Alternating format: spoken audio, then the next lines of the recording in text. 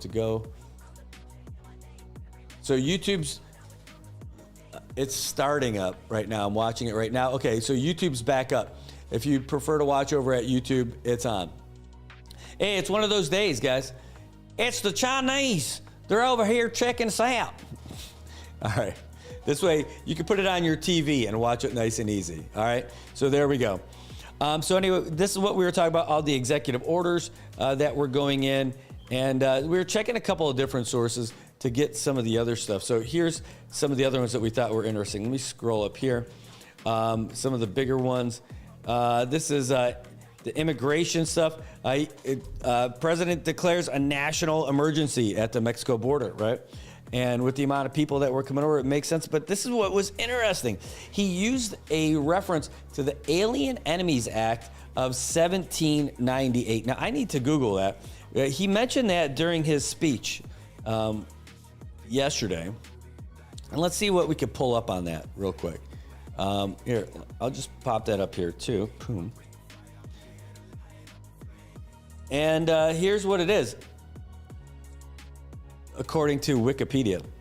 The Alien and Sedition Acts were a set of 4 laws enacted in 1798 that applies to restrictions to immigration and speech in the United States. That's interesting to find out about that. The Alien Friends Act, the Alien Enemies Act, the Sedition Act. All right, the Alien Friends Act, that's not exactly the way he did. I think he said Aliens Enemies Act. Is that what it was? Hold on real quick. The Alien Enemies Act is what he referenced. So here we are. It was passed to supplement the Alien Friends Act, granting the government additional powers to regulate non-citizens that would take effect in times of war. Under this law, the president could authorize the arrest, relocation, or deportation of any male over the age of 14 who hailed from a foreign country.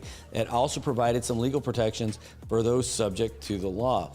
Unlike other acts, this act was largely unopposed by the Democratic Republicans. The Alien Enemies Act was not allowed to expire with the other Alien and Sedition Acts, and it remained in effect under the code. It says President James Madison invoked the act against the British nationals during the War of 1812. That's going back. President Woodrow Wilson invoked it again against nationals of the Central Powers during World War I. In 1918, the amendment to the act struck the provision restricting the law to males. In 1941, in response to the bombing of Pearl Harbor, President Franklin Roosevelt used the authority in the Alien Enemies Act to issue presidential proclamations to apprehend, restrain, secure, and remove Japanese, German, and Italian non-citizens. Roosevelt later cited further wartime powers to issue Executive Order 9066, Executive Order 66, which in turn Japanese Americans using powers unrelated to the Alien Enemies Act. I wonder if that's where it says Order 66 came from. Yeah, let's talk about the birthright citizen stuff, because I think that was equally interesting. So let me get to that one just a moment, because I think that one is going to apply to us quite a bit, right? I'm getting this off of Axios, so this was pretty neat. Boom, boom, boom. But real quick, before we jump to that, this is one of the reasons why I thought he did this, because in that same executive order, he talked about going after the Mexican cartels and labeling them as international terrorist organizations. So that's it. So that's a big deal. So he's going to go after any international terrorist organizations that they find within our borders. And you know what? That's awesome. You know, chop them up and take care of them. And I think, I wouldn't doubt that means that he not only would attack them here, he might end up crossing some borders to do some stuff on that. And by the way, that sounds way better to me than some of the other stuff that he's looking at doing. All right, he said, boom, boom, boom. He also canceled, there were about 1,600 Afghans who were cleared to come to the United States, but not anymore. They had their flights canceled following Trump's order. Also, Trump also ordered Homeland Security to terminate all categorical parole programs that are contrary to the policies of the United States established in his executive orders, including those refugees fleeing Cuba, Haiti, Nicaragua, and Venezuela. All right, the Remain in Mexico policy. He said that he reinstated the Remain in Mexico policy, ending a program that released asylum seekers into the U.S. while their cases were considered. Again, I think these are all great. Like, these don't sound bad to me at all. Like, again, well, a lot of people are talking about how they're worried how things are going to go for it. Like, these things don't sound terrible. Here's the birthright citizenship executive order, and this is the big deal. Normally, if you're born in the U.S., wherever you're from, you are a U.S. citizen. Well, he's saying that's not going to happen anymore. Now, this is a constitutional thing, so I don't know how that's going to work, because you can't. An executive order doesn't cancel out something that's constitutional.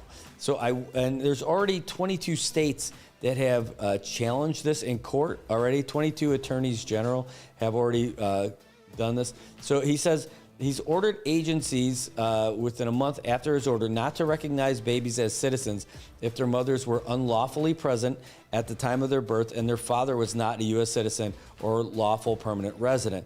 That also applies to children born to mothers who were lawful, temporary residents, and fathers who were not citizens or lawful permanent residents.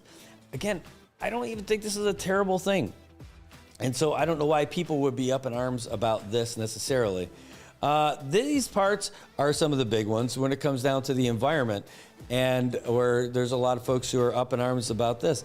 You know, Trump said that in his post-inaugural speech that he wants to make America a industrial powerhouse again. He wants us to do all kinds of stuff here. And he's like, hey, we got the most resources, so we should be able to take advantage of it. So why aren't we doing it? So here's what he said. He said that drill, baby, drill, which, by the way, I thought was such a cheesy thing. Drill, baby, drill. That goes back to the McCain and Palin stuff. I had never heard anything like that before that campaign. And there it is again. Anyway, they're going to drill in Alaska. They're going to drill all over the place. They're going to use our national resources to lower the prices for everything that we got. I'll tell you what, I'm not happy paying over $5 a gallon for fuel over here. And if that's going to drop, I'm kind of for that. And I don't know the answer about that so much, although I've used OpenAI plenty times, but I know I just saw that also about the new agreement with the AI stuff. So I'll get to that in a little bit. That's something that happened today. In fact, here, let's switch this over just so I can find it real quick. Yeah, it says, and this was something that happened this morning. He announced a partnership investing $500 billion into AI. $500 billion. I can get you the update on this. Wait, how long is this? Oh, it's like an hour and 20 minutes long. So let me see if I can get to some of where the actual talk is. Okay, so here, let's do this. Here, I'll get you the video that was available today. Nice to see you. All right, hold on. This is today. Very familiar faces. Well, thank you very much, and it's an honor to be here today. We have first full day as president. We're back, and we had a great first term, but we're going to have an even better second term, and I think we're going to do things that people would be shocked at. We're starting off with tremendous investment coming into our country at levels that nobody's really ever seen before, and they're very happy with the fact that I won the race and that they feel confident in their investments. All right, let's move on. And it's big money and high quality people. So my first day back from having a nice life, it's my honor to welcome 3 of the world's leading technology CEOs. And in the case of Larry Ellison, it's well beyond technology. He's sort of CEO of everything. He's an amazing man and an amazing business person. But to announce the largest AI infrastructure project by far in history, and it's all taking place right here in America. As you know, there's great competition for AI and other things, and they're coming in at the highest level. We're joined by Oracle Executive Chairman Larry Ellison, SoftBank CEO, my friend Masa Yoshi-san, and CEO of OpenAI, and I would say the by far the leading expert based on everything I read, Sam Altman. So that's great that you're coming in together. That's a massive group of talent and money. Together, these world-leading technology giants are announcing the formation of Stargate. So put that name down in your books, because I think you're going to hear a lot about it in the future. A new American company that will invest $500 billion at least in AI infrastructure in the United States, and very, very quickly, moving very rapidly, creating over 100,000 American jobs almost immediately. This monumental undertaking is a resounding declaration of confidence in America's potential under a new president. Let me be a new president. I didn't say it, they did. So I appreciate that, fellas. But it'll ensure the future of technology. What we want to do is we want to keep it in this country. China is a competitor and others are competitors. We want it to be in this country, and we're making it available. I'm going to help a lot through emergency declarations, because we have an emergency. We have to get this stuff built. So they have to produce a lot of electricity, and we'll make it possible for them to get that production done very easily at their own plants if they want, where they'll build at the plant, the AI plant, they'll build energy generation, and that will be incredible. But it's technology and artificial intelligence, all made in the USA. Beginning immediately, Stargate will be building the physical and virtual infrastructure to power the next generation of advancements in AI, and this will include the construction of colossal data centers, very, very massive structures. I was in the real estate business. These buildings, these are big, beautiful buildings. Are going to employ a lot of people. And physical campuses in locations currently being scouted nationwide. They're making their choices of locations. I think they have their choice. I'd like to ask Larry, Sam, and Masa to say a few words and just talk a little bit about what they're doing, and if you have any questions, and then we'll go into a couple of other subjects also. But this is, to me, a very big thing. $500 billion Stargate project. I think it's going to be something that's very special. It'll lead to something that could be the biggest of all. Stargate. So, Larry, maybe we'll start with you, and we'll go down the line. Thank you. Again, this just happened this morning. $500 billion into AI. Mr. President, we certainly couldn't do this without you. Not million. It would simply be impossible. Billion. AI holds incredible promise for all of us, for every American. We've actually been working with OpenAI for a while, and with Masa for a while. The data centers are actually under construction. The first of them are under construction in Texas. Each building's 500,000 square feet. There are 10 buildings currently being built, but that will expand to 20, and other locations beyond the Abilene location, which is our first location. The kind of applications that we're building, to give you an idea, maybe the most charismatic and the one that I think touches us all is electronic health records. Not just maintaining electronic health records, but by looking at electronic health records, understanding the condition of doctors, better understanding the condition of their patients, and being able to provide healthcare plans that are much better than they otherwise would be. A doctor in Indian River Reservation would be able to see how a doctor at Memorial Sloan Kettering would treat the patient, or a doctor at Stanford would treat the patient.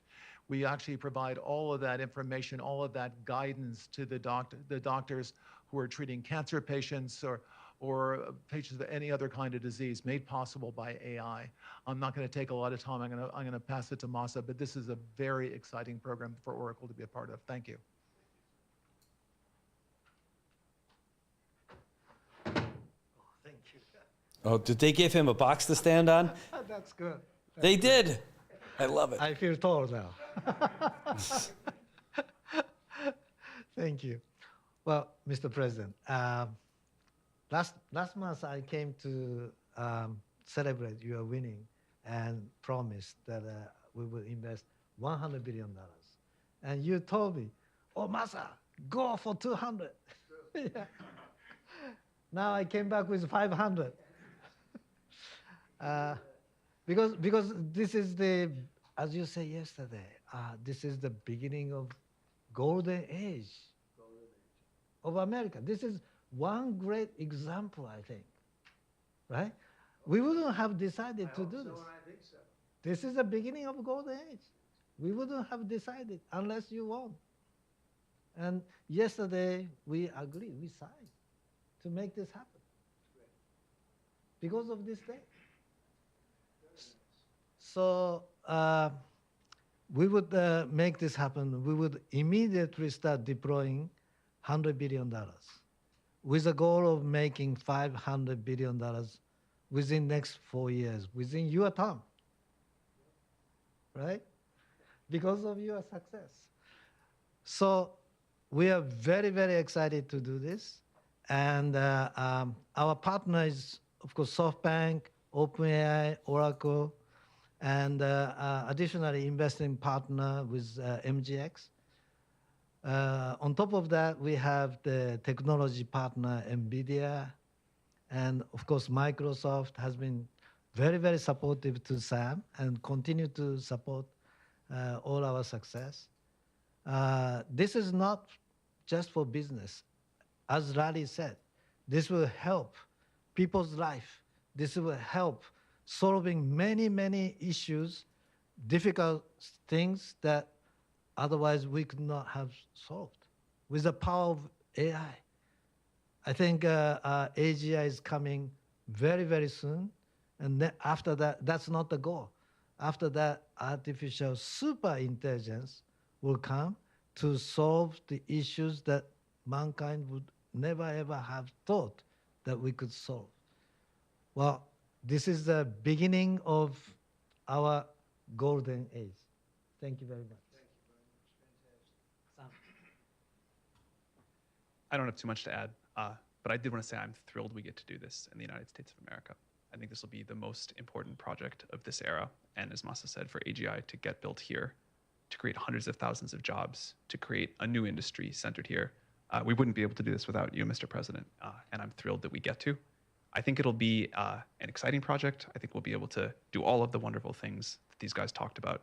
But the fact that we get to do this in the United States is, I think, wonderful. So thank you very much. Could you just say one word? I hear so many positive things about what it's going to do for medical research and for solving things, cancer and all the different problems. How will AI help us with the fight against the various problems, diseases, etc.? These guys can maybe share more about some of the work they're doing there. I think they'll jointly be some of the leaders about driving progress here. But I believe that as this technology progresses, we will see diseases get cured at an unprecedented rate. We will be amazed at how quickly we're curing this cancer and that one and heart disease, and what this will do for the ability to deliver very high quality healthcare, the costs, but really to cure the diseases at a rapid rate, I think will be among the most important things this technology does. Okay, great. Very good. Thank you. Can I speak and answer that question? So we're currently working on, should I step on this? Okay, all right. No, I'm not that tall. I'm not that tall. You look even better. Thank you, Mr. President. One of the most exciting things we're working on, using the tools that Sam and Masa are providing, is a cancer vaccine. It's very interesting. It turns out, I'll be quick, all of our cancers, cancer tumors, little fragments of those tumors float around in your blood. So you can do early cancer detection. If you can do using AI, you can do early cancer detection with a blood test. And using AI to look at the blood test, you can find the cancers that are actually seriously threatening the person. So we can, again, cancer diagnosis using AI has the promise of just being a simple blood test. Then beyond that, once we gene sequence that cancer tumor, you can then vaccinate the person, design a vaccine for every individual person to vaccinate them against that cancer. And you can make that vaccine, that mRNA vaccine, you can make that robotically, again using AI, in about 48 hours. So imagine early cancer detection, the development of a cancer vaccine for your particular cancer aimed at you, and have that vaccine available in 48 hours. This is the promise of AI and the promise of the future. So interesting. Let's hear what he has to say real quick. Yeah, just 1 second. We'll finish up. But these are highly respected guys. I was shocked with Larry because I don't even think Larry does this stuff. You did a very good job for a guy that doesn't do it much, right?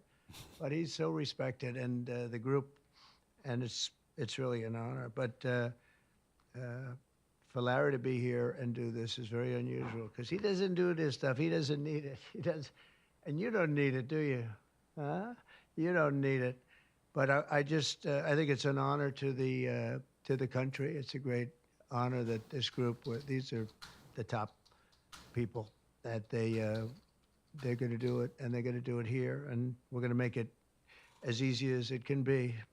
A $500 million Stargate project comes in addition to a separate pledge between $100 and $200 billion from, as we know, from Massa that we talked about before. Also, $20 billion from DMAC, which was great, and we have many others that are coming. Some I just say just announce it; it's easier. But with some, I know them, and they're so highly respected. I'd rather do it this way. Many would like to do it this way, but we're letting the world know what's happening. This is money that normally would have gone to China or other countries, but in particular China. In total, before the end of my first full business day in Washington and the White House, we've already secured nearly $3 trillion of new investments in the United States, and probably that's going to be 6 or 7 by the end of the week. Tremendous amounts of money are coming in for many things other than even AI. AI seems to be very hot. It seems to be the thing that It's so a lot hot of smart right now. people are looking at very strongly. And our country will be prospering like never before. I think that's true, and it's going to be the golden age of America. As I say, yesterday we had the most ambitious, action-oriented day of any administration in history. No, there's never been a first day like yesterday, as you know. I signed a sweeping slate of executive orders to stop the invasion of our borders. I launched a government-wide effort to defeat inflation and bring down the cost of daily life and bring down the cost of energy, magnificently bring it down.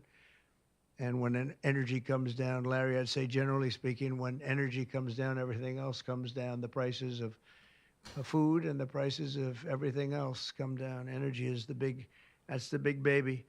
And we declared a national energy emergency to drill, baby, drill, our term that we use. We're going to drill, baby, drill like never before. We ended destructive DEI mandates across the federal government and returned our country to a merit-based system and a common sense system.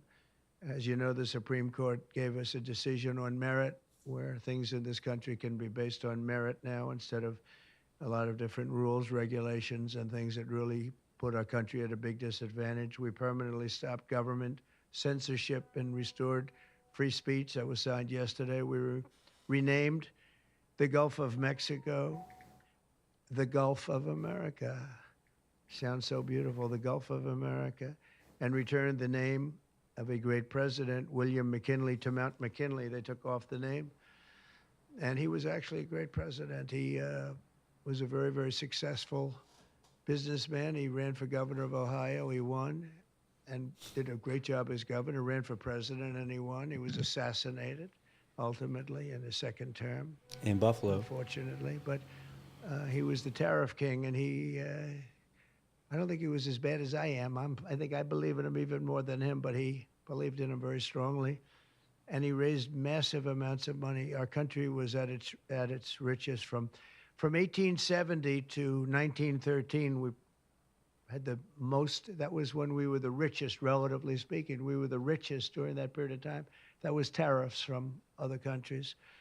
And our administration's moving with unprecedented urgency and speed to confront every single crisis facing us, and we'll get the job done. And again, I want to thank Sam and Masa and Larry for being here. It's an honor to have them. And we'll take a few questions if you want. Some of the executive orders, you would agree that it's never acceptable to assault a police officer, Sure. right? So then if I can, among those you pardoned, DJ Rodriguez, he drove a stun gun into the neck of a DC police officer who was abducted by the mob that day. He later confessed on video to the FBI and pleaded guilty for his crimes. Why does he deserve a pardon? Well, I don't know. Was it a pardon? Because we're looking at commutes and we're looking at pardons. Okay, well, we'll take a look at everything. But I can say this. Murderers today are not even charged. You have murderers that aren't charged all over. You take a look at what's gone on in Philadelphia, take a look at what's gone on in LA, where people murder people and they don't get charged. These people have already served years in prison, and they've served them viciously. It's a disgusting prison. It's been horrible. It's inhumane. It's been a terrible, terrible thing. I also say this, you go to Portland, where they wrapped police officers, shot police officers, nothing happened to anybody. You go to Seattle, where they took over a big chunk of the city and people died. Portland, a lot of people died. Wait a minute. And you go also, take a look at Minneapolis, because I was there and I watched it. And if I didn't bring in the National Guard, that city wouldn't even exist today. People were killed and nobody went to jail. So these people have already served a long period of time, and I made a decision to give a pardon. Joe Biden gave a pardon yesterday to a lot of criminals. These are criminals that he gave a pardon to, and you should be asking that question. Why did he give a pardon to all of these people that committed crimes? Why did he give a pardon to the J6 Unselect Committee when they burned and destroyed all documents which showed that they did what was wrong, not me? Wait a minute.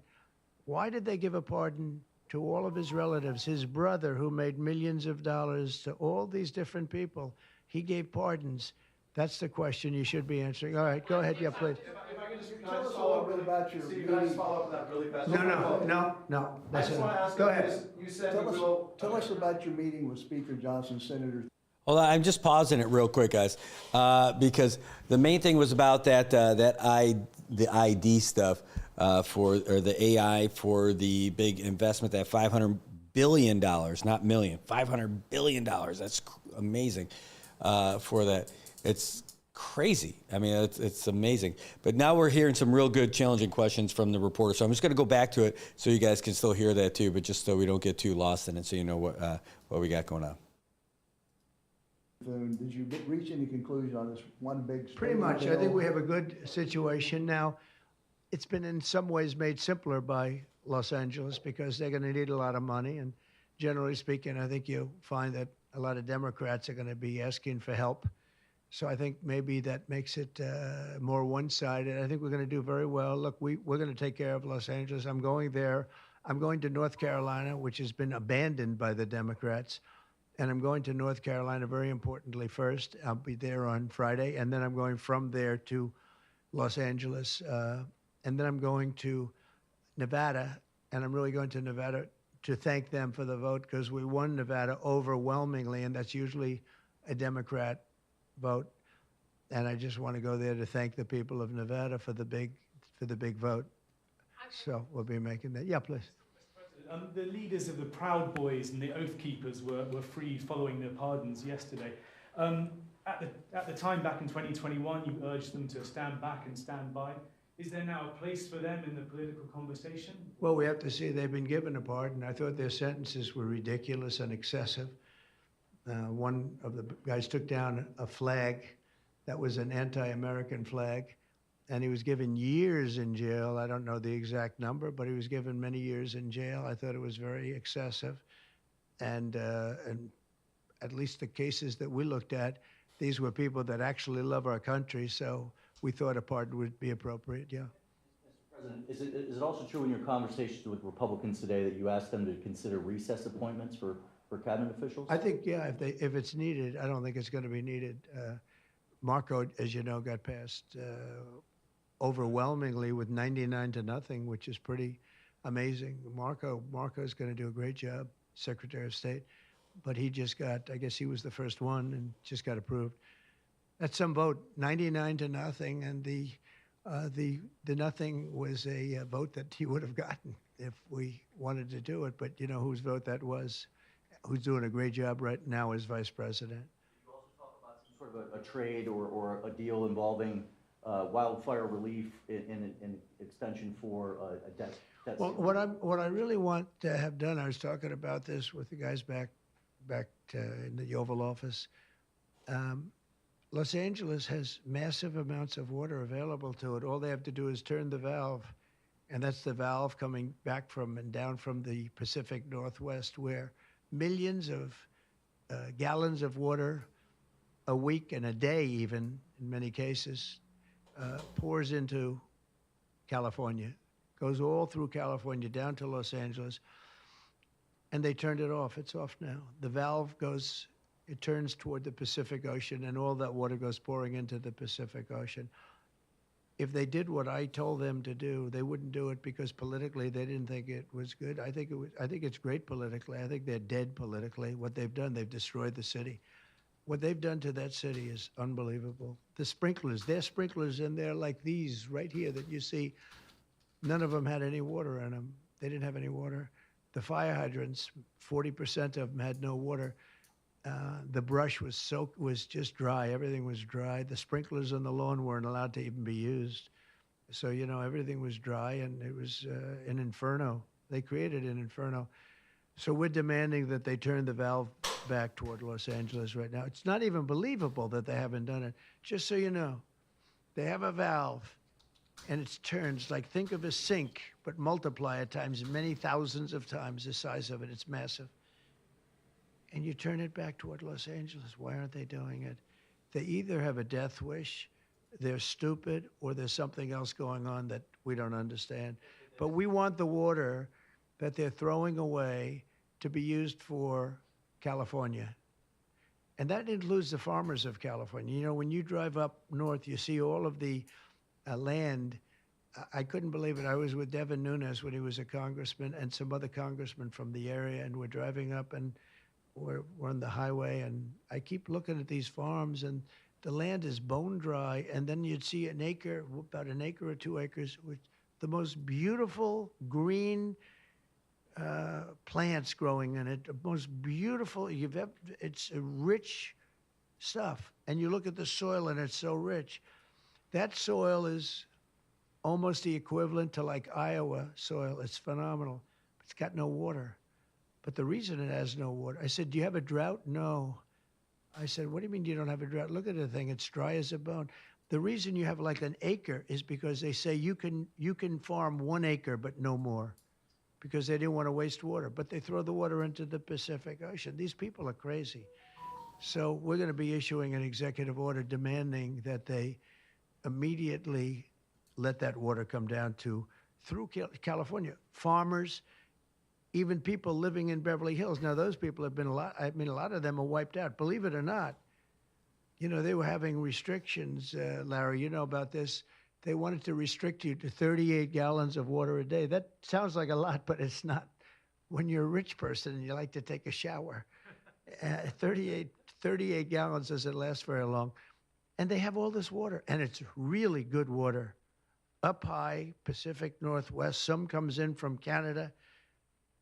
A nice country, by the way, comes in from Canada, and it comes all the way through California, and they're restricting it. You even have the half pipes, you know, the half pipes, the cut pipes, big ones, bigger than this room, and they're going all the way down, and they're bone dry, and they could be loaded up with water. No, but isn't it incredible that they don't do it? And it's to protect the Delta smelt. It's a fish that's doing poorly anyway. But I said, how are you protecting the Delta smelt by not giving it water? It's a fish. It needs water. Nobody can answer that question. President Trump, TikTok, Mr. President. Well, let me do this first. Are you open to Elon buying TikTok? Say it? Are you open to Elon buying TikTok? I would be if he wanted to buy it, yeah. In our inauguration, I'm on your I'd like Larry to buy it too. I have the right to make a deal. So the deal I'm thinking about, Larry, let's negotiate in front of the media. The deal I think is this, and I've met with owners of TikTok, the big owners. It's worthless if it doesn't get a permit. It's not like, oh, you can take the U.S. The whole thing is worthless. With a permit, it's worth like $1 trillion.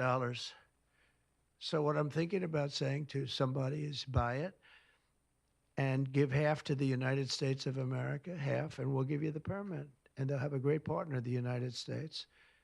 And they'll have something that's actually more valuable because they have the ultimate partner, and the United States will make it very worthwhile for them in terms of the permits and everything else. But so think of it, you have an asset that has no value or has $1 trillion value.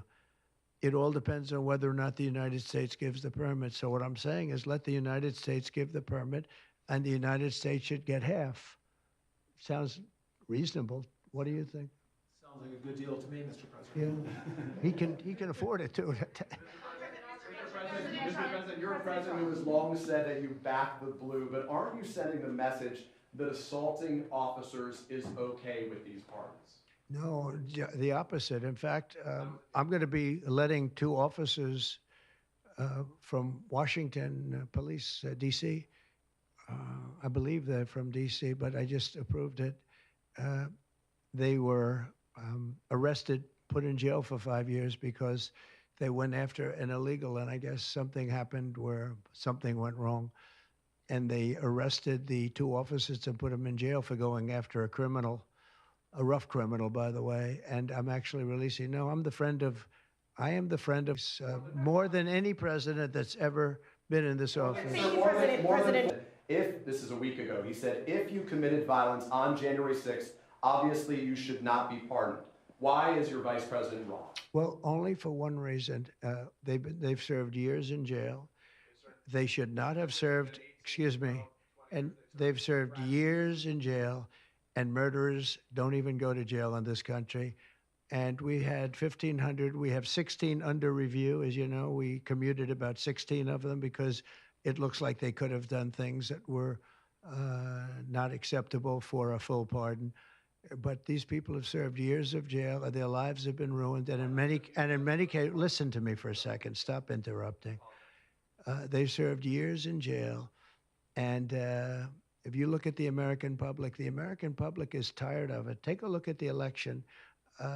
Just look at the numbers on the election. We won this election in a landslide because the American public is tired of people like you that are just one-sided, horrible people in terms of crime. You don't talk about all the people that have been killed and what happens to those murderers.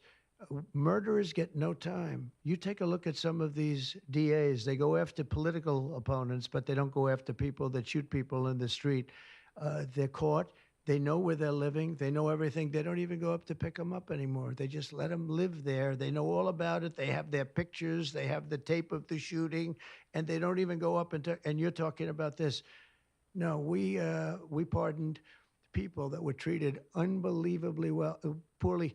In the history of our country, there's never been anything take place like this. They're still looking for them, but they're not looking for the murderers, the people that are killing everybody. We are, though, and we're getting them out of the country. We just started that. We're getting them out of the country, and they're going to be gotten out of the country fast. They came in illegally from jails and from prisons. They killed many people. Some of them killed many people. About 50% of them killed more than one person. They were released into our country. That's what we're focused on, not the kind of nonsense you're talking about. You've called for a ceasefire in Ukraine. If Vladimir Putin doesn't come to the table to negotiate with you, will you put additional sanctions on Russia? Sounds likely. And do you think that the war should be frozen currently along The the war North should have never Atlantic? started. If you had a competent president, which you didn't, the war wouldn't have happened. The war in Ukraine would have never happened if I were president. But that couldn't happen because the election was rigged. Yeah, go ahead. Mr. President, there's been some debate within your orbit over whether or not to keep or eliminate H-1B visas. What's your position on that? Do you want to keep H-1Bs or do you want to get rid of them? I like both sides of the argument, but I also like very competent people coming into our country, even if that involves them training and helping other people that may not have the qualifications they do. but I don't want to stop. And I'm not just talking about engineers. I'm talking about people at all levels. We want competent people coming into our country. And HB1, I know the program very well. I use the program. Maitre d's, wine, experts, even waiters, high quality waiters. You got to get the best people. Now, then you go into people like Larry, and he needs engineers, and Massa needs, and this gentleman needs engineers like nobody's ever needed engineers, right? So we have to have the quality people coming in. Now, by doing that, we're expanding businesses, and that takes care of everybody. So I'm sort of on both sides of the argument, but what I really do feel is that we have to let really competent people, great people come into our country, and we do that through the H-1 program. Mr. President, are you looking to impose tariffs on Canada and Mexico in an effort to force negotiations sooner on USMCA? No, it's really not on USMCA. It has nothing to do with that. They've allowed, both of them, Canada very much so, they've allowed millions and millions of people to come into our country that shouldn't be here. They could have stopped them, and they didn't. And they've killed 300,000 people last year, my opinion, have been destroyed by drugs, by fentanyl. The fentanyl coming through Canada is massive. The fentanyl coming through Mexico is massive. And people are getting killed, and families are being destroyed. I mean, the son gets killed, and the family is a basket case for the rest of their lives. I mean, I've seen mothers that thought they'd heal. They never heal. They say it gets worse with time. It gets worse with time. They lose their boy. They lose their baby. They lose their young daughter to fentanyl poisoning. And I had that talk with President Xi the other day, too, of China. I said, we don't want that crap in our country. We got to stop it. I would have stopped it. I had a deal with him where he was going to give the maximum penalty, which in China is the death penalty for drug dealing. And he was all set. He was going to give the maximum penalty to fentanyl dealers. If they send to the United States, they were going to get the death penalty. And of course, Biden didn't pick that up. I had that deal all done. It was all wrapped up. We were going to have it done. And then the election went, let's put it nicely, didn't go the proper way. I'm trying to be nice about it. It was rigged. And we had an incompetent president elected, and he never followed up on that deal. But he should have followed up, because if they got the death penalty, they wouldn't be sending fentanyl to Mexico, Canada, and other places. Mr. President, how much will the We're thinking about that too. And We're meth. talking about a tariff of 10% on China based on the fact that they're sending fentanyl to Mexico and Canada. How soon? What did you write to that letter, sir? How soon on those tariffs? Probably February 1st is the date we're looking at. You have For an update for on- Mexico and China, we're talking about approximately 25%. Update on the Gaza ceasefire, and are you planning to travel to the Middle East soon? We're thinking about going to the Middle East, not yet. We have a thing called the hostages are coming back going on right now, and they are coming back. Some of them have been very damaged. You look at the young lady with her hand practically blown off. You know how that happened, right? Did you know how that happened? When you find out, you're not going to be too happy because it was terrible. But the hostages are starting to come back. If I weren't here, they wouldn't be back ever. They would have never come back. They would have all died. If this were done a year earlier, if Biden would have done this deal a year and a half, 2 years ago, or frankly, it should have never happened. October 7th should have never happened. Nobody should be dead.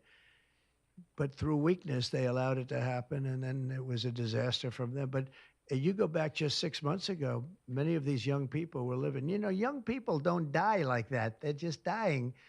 And young people aren't dying at 22 and 23 years old. They don't die. But now they're dying, and you wonder why they're dying. They're being killed, and they have been killed. But they say 6 months ago, you would have had 11 more living hostages. Think of that. 6 months ago. But Biden couldn't get it done, and it was only the imposition that I put on as a deadline that got it done. But it's a very sad situation. It should have never happened. I'll tell you, 2 things should have never happened. 3 things. Inflation should have never happened. It would have never happened except for what they did to energy and their crazy spending. And Ukraine would have never happened. Never. By the way, Russia never would have gone into Ukraine. I had a very strong understanding with Putin that it would have never, ever happened. He disrespected Biden. Very simple. He disrespects people. He's smart. He understands. He disrespected Biden. And also, the Middle East would have never happened because Iran was broke. They had no money. They had no money for Hamas. They had no money for Hezbollah. It would have never happened. October 7th would have never happened. But it did happen. So this is the cards I've been given. And we're getting the hostages back. That would have never happened under Biden. They would have never come back. They were just dying not that slowly. They were dying or being killed. But that was what was happening. So are you going to keep sending weapons to Ukraine, or are you going to turn off the tap soon? Well, we're looking at that. We're talking to Zelensky. We're going to be talking with President Putin very soon. And we'll see how it all happens. We're going to look at it very soon. One thing I do feel, the European Union should be paying a lot more than they're paying because under Biden, I mean, we're in there for $200 billion more. Now, it affects them more than it affects us. We have an ocean in between, right? Little thing called an ocean. The European Union should equalize. We're in there for $200 billion more than the European Union. I mean, what are we, stupid? I guess the answer is yes, because they must think so. But the European Union takes advantage of us tremendously on trade, and they now take advantage of, and always have. If I didn't get involved years ago, my first term, one of the first things I noticed was that they're not paying enough. They're not paying. And a lot of those countries weren't even paying. The NATO countries, they weren't paying. Only 7 out of 28 were paying. We were one of them. And Poland was one. And they had a few of them that were paying, and some were paying very proudly. Usually, the closer to the borderline of Russia they were, the faster they paid, okay? The ones that were further away tended not to pay so fast. And one thing on that, I think they should lift their number not to 2%, but to 5%. NATO should be at 5%, not at 2%. 2% is ridiculous, yeah. The U.S. President Xi, in your conversation about Ukraine, you asked him to get involved in helping settle that. Can you tell us about that? I did, yeah. I said, you ought to get it settled because he's not done very much on that. He's got a lot of power, like we have a lot of power. I said, you ought to get it settled. We did discuss it, yeah. Do you intend to continue selling products that benefit yourself personally while you're president? Well, I don't know if it benefited. I don't know where it is. I don't know much about it other than I launched it. I heard it was very successful. I haven't checked it. Where is it today? You made a lot of money, sir. How much? Several $1 billion, it seems like, in the last several days. Several billion? That's peanuts for these guys. President Biden, can you give us some sense, broadly speaking? Yeah, he wrote me a nice letter. I mean, I did open it last night. And I didn't know. Peter said, did you get the letter? I said, wait a minute, let's see the letter. It's sort of a tradition. You put it in the drawer, especially of the beautiful Resolute desk, right? And I opened the drawer, and there it was. It said to number 47. And it was a very nice letter. I mean, I could show it because I think it was a nice letter. Maybe I will. I think. Just basically, it was a little bit of an inspirational type letter, you know. Enjoy it, do a good job. Important, very important, how important the job is. But I think it was a nice letter. I think I should let people see it because it was a positive for him in writing it. I appreciated the letter. Mr. President, were security concerns at all a factor when deciding to move your inauguration indoors? No, not at all. No, not at all. It was just cold. Look, if we would have, you know, I just went out to the helicopter, right, we said goodbye. That's a tradition. As long as before it used to be a stagecoach, and then helicopters came along. But that's been a tradition. You go out and you do that. And we stood there for 10 minutes, and I'll tell you what, people would not have been able to get through that day. That was cold. It was sort of interesting. Don't let the sun fool you. Tell me something. Sunny days can get very cold, can't they? Because that was so freezing yesterday. You couldn't have gotten through it. It would have been. And the answer is no, it wasn't security. With that being said, I thought the Capitol, the Rotunda, was beautiful. 72 degrees, unbelievable sound. You know, it's like being in an opera house. I could see people wanting to do it there rather than outside. Why did you remove John Bolton's security clearance, sir? Because I think there was enough time. It's we take a job. You take a job. You want to do a job. We're not going to have security on people for the rest of their lives. Why should we? I thought he was a very dumb person, but I used him well because every time people saw me come into a meeting with John Bolton standing behind me, they thought that he'd attack them because he was a warmonger. He's the one that got us involved, along with Cheney and a couple of others, convinced Bush, which was a terrible decision, to blow up the Middle East. You know, we blew up the Middle East and we left. We got nothing out of it except a lot of death. We killed a lot of people, and John Bolton was, one of those guys, a stupid guy. But no, you can't have that for life. You shouldn't expect it for life. That meeting that you mentioned with President Zelensky, will that take place here, and when and where will you meet with? I don't know. I mean, look, President Zelensky would like to have peace. He's told me that very strongly. He'd like to have peace, but it takes two to tango. We'll see what happens. When will you meet with President Putin? Anytime they want, I'll meet. I'd like to see that end. Millions of people are being killed, and they're being killed. It's a vicious situation, and they're now largely soldiers. A lot of people have been killed in the cities. They look like demolition sites. Buildings, massive buildings bombed and coming down. The thing with Ukraine is that many more people died than you're reporting. You're not reporting the real numbers, and I'm not blaming you for that. I'm blaming maybe our government for not wanting to release those numbers. Many more people died than what you know about. When those big buildings come down and they say 2 people were injured, no. Many people, thousands of people are being killed. But the real killing now is on the war front. It's a very flat land. And the only thing that stops a bullet is somebody's body. And you have young soldiers. So Russia's lost about 800,000 soldiers now. Ukraine's lost about 600 or 700,000. I think the numbers are low that they're giving out. But they've lost massive numbers of young soldiers. And that war should stop. It's very flat. It's beautiful farmland, and it's flat and really beautiful in a different kind of a way, but they don't have any protection. The only thing that stops a bullet is a body, and those bodies are stopping a lot of bullets, and they're being decimated, both sides. Your conversation with President Xi, what did you tell him in terms of when to expect tariffs, and what can he do to avoid them? About which one? About tariffs? We didn't talk too much about tariffs, other than he knows where I stand. Look, I put large tariffs on China. I've taken in hundreds of billions of dollars. Until I was president, China never paid not 10 cents to the United States. With me, they paid hundreds of $600 billion or so, or more than that even, of tariffs. And if I didn't do that, you wouldn't have a steel mill open in the United States right now. You wouldn't have one steel mill open in the United States. So what I did is I saved the steel industry. I saved other industries too with other tariffs. Other countries are big abusers also. It's not just China.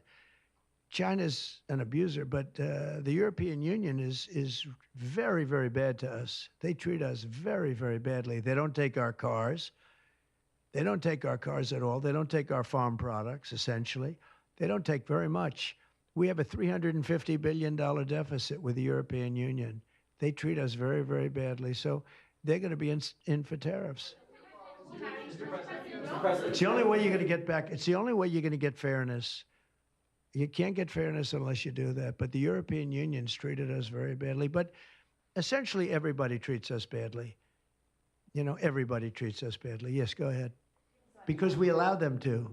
Because we've had stupid people doing this, and we can't have. I'd like to have these 3 people negotiate for us, just for 1 week, and we'd be a rich country again. But we'll be rich. Mr. President, on AI data centers, will you rescind President Biden's executive order that opens up federal land? On which centers? On data centers. Will you rescind President Biden's executive order that opens up federal lands for data centers and energy production? No, I wouldn't do that. That sounds to me like it's something that I would like. I'd like to see federal lands opened up for data centers. I think they're going to be very important. Again, we have a lot of competition for that. So it's an honor to have these 3 great people, great CEOs and great geniuses, all three. It's an honor that they want to come to our country, but we're going to make it as easy as we can for them because other countries want them to. I'm going to have to go now. Thank you all very much. Thank you. Do you have TikTok on your phone? No, but I think I might put it there. I think I'll get it right now. By the way, again, we won the young vote. I think I won it through TikTok. So I have a warm spot in my heart for TikTok. Okay? Thank you. Thank you very much. Wow, so there you go. You hear about that. That last little question about TikTok. See, that's why I love doing this stuff. So, like, we're able to, put that kind of stuff on there and get those kind of things that are out there. So that was the big deal about the AI, like a $500 billion investment into AI, which is just incredible. And, man, wow. I mean, really? Wow. And so look forward to seeing more things. All right, guys, we are going to wrap it up today because it's been a long day already. And, we've got more stuff to do. I've got a meeting in about 10 minutes away. So I'll have to get back to it. Let's see. There we go. Maybe that'll work. Is this a little background music? All right, so that's going to be it. That's going to wrap us up for this morning, guys. It is going to be just before 11 o'clock, and we'll keep you guys up to date with all the other changes that end up coming out. We're going to be following all this stuff. We'll do more of the executive order stuff tomorrow morning. This week, on Friday, NMC is going to be in studio. Why? Because they've got you're going to hear all about it. I'm really excited about this. To hear about our journal. Also, we're going to be at Crown. And also on Friday, early at 4:30, we're going to have Run Saipan President Edward Dela Cruz in studio with us to talk about the big event that's happening this Sunday. So there's so much stuff happening. There's a triathlon on Saturday. There's a race on Sunday. There's the big opening, the official grand opening for Atkins Kroll Toyota on Saturday, and that's going to be open to the whole community where they're going to have all kinds of activities, and you name it, it's going to be great. So that's what we've got right now for you. We'll be back again on tomorrow morning. I've got a meeting in 10 minutes, so I'm going to go do that. Anyway, thanks for tuning in today. It was great to see you guys, and we will be at the ball field today. In fact, that's a great opportunity for me to message Scott about having the best pizza in Saipan tonight. Hold on, Scotty. Message him right now.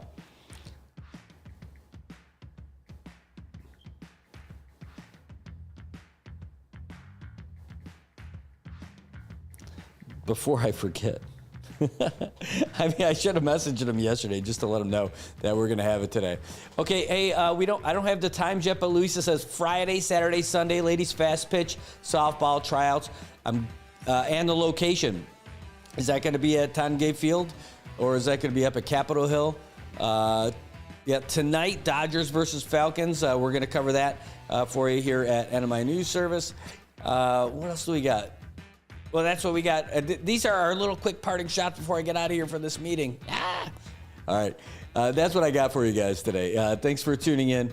And whatever we can't get to you tonight or this morning, we'll get to you later this afternoon. So thanks for being in here. Thanks to our guests. Thanks for the folks who called in today. Thanks to Landon for giving us that weather report from out there in the mainland where it's getting cold. And they're expecting snow in his part of town, and there's snow all over. Thanks to Corinna for sending us those snowy photos of your car in Texas. And we look forward to both of you guys getting back here safe and sound. All right, guys, that's it. It's a new wild world, and we look forward to having you guys back in. That was not supposed to press that button. It's supposed to be this one right here. We'll see you guys tomorrow morning, 7 o'clock-ish. Take care. Good morning, Marianas. So many things we gotta discuss. Happy day, Tirawamian greetings. To Rhoda, Guam, Saipan, and Tinian. For all your island news. From a beautiful place with Pacific views. It's always so much fun on Good morning, Mariana.